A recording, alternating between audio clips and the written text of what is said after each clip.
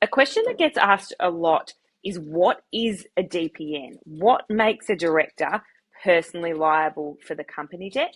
I think in the old days they used to, and some people still think, we used to talk about the corporate veil.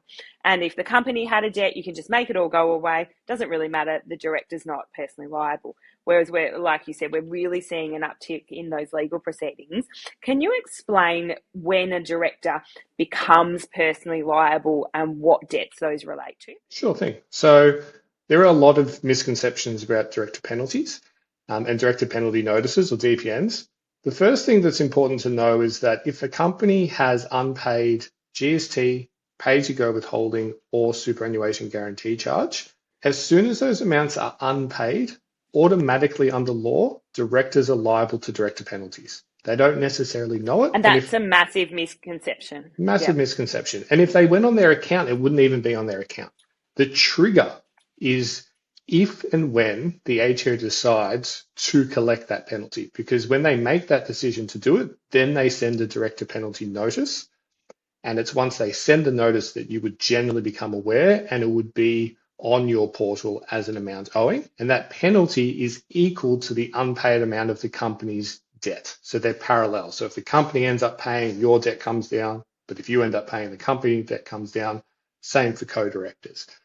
Now that's important because people think that, well, if I do what I can while the company is active and I don't have a DPN, for example, I put the company under into liquidation, I don't have to worry about it. Sometimes that's true, but unfortunately, if those company liabilities aren't reported in certain time periods, then those penalties become what's called lockdown, which means that even if you put the company under, if you were, say, more than 3 months late in lodging your BAS, or you just missed the dates for superannuation guarantee, then automatically you will personally be on the hook for those, and at any time in the future, the ATO can send a DPN to come after that debt and collect it from you personally. Yeah, absolutely. And we see that all the time where people say, oh no, but I wasn't liable. You are always liable. It's just when these notices come out. And then also people think it's too late. So once you've got a DPN, the world is going to end. But the good thing is that you can still get the company into a payment plan. When the company's in a payment plan, the liability of it obviously still stays. But as the company is paying that debt down, the ATO, and they're not chasing the director. So there's no further recovery action whilst the company's in the payment plan and paying that debt down. And I think that's an important thing. So a lot of people ask me, and they probably ask you, oh, I've got a DPN and it says 21 days. I've only got 21 days to do something. The 21 days only does two things. It is the time frame before which the ATO can actually collect it from you.